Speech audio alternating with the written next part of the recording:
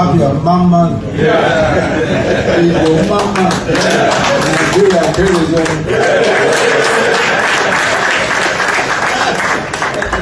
Nigeria, I learned fast.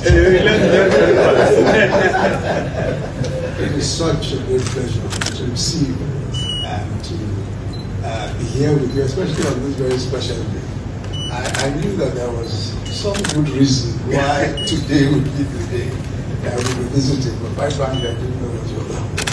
So I'd like to wish you first and foremost a happy birthday.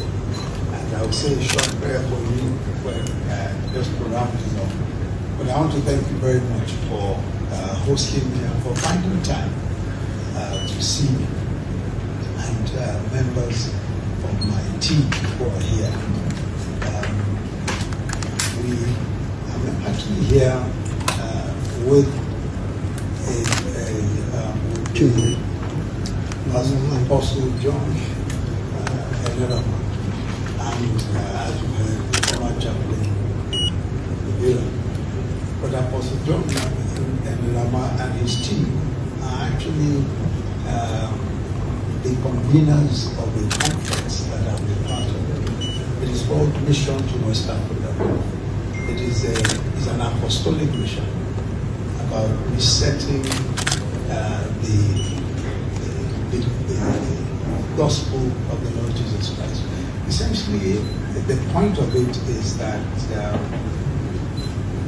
we are trying to see how to define the gospel in such a way that it is relevant to everyday life, and also in such a way that it retains the power and authority that the gospel ought to have, especially in transforming lives and transforming nations. So, Apostle John Enelama and his team invited me also to join them. So I was at the conference earlier on today and spent most of the day there. Yeah, I want to thank you very much for the very generous hospitality of the state government. I was met by the chief of staff, who as you know is a college pastor, and he very, very kindly took care of us, and we've been very well hosted in the government lodge. Yeah. So we want to thank you very much for that as well. The reason why many of us go into public service is so that we can make a difference in the lives of our people. That's the reason why many go into public service. And I know that you and I share that idea that we are in public service to make a real difference in the lives of our people.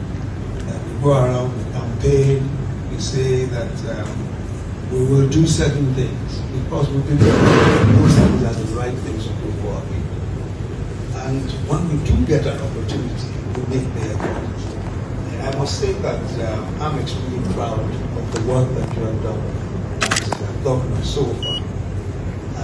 You have lived up to the expectations that you promised us, and I'm not talking about the people. I promised us, your friends. And I must say that I'm especially pleased to be associated with the success that I've seen, even in the very short time that I've been here. I was quite particularly touched by the new law on senior citizens in Abia State.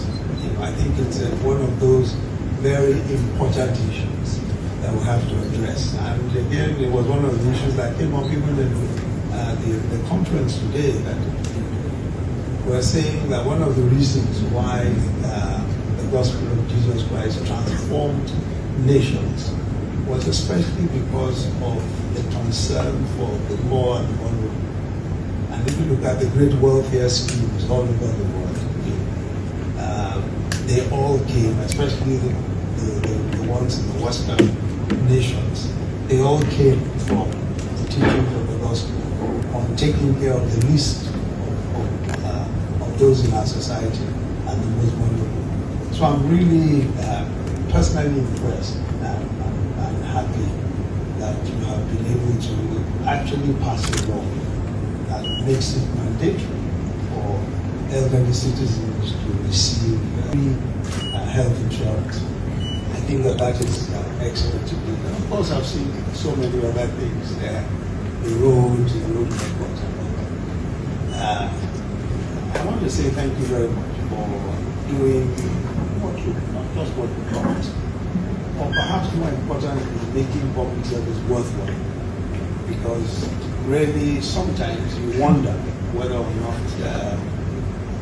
with all the effort that we make in trying to get into office, when we get there, are we able to deliver on the things that we say we deliver on? So thank you very much, and I congratulate you on the great work that is going on. And I pray that you will do even more and do even better in the months and years to come. So happy birthday again. I pray for you that as your days, so shall your strength, so shall your wisdom, and so shall your favor of the Almighty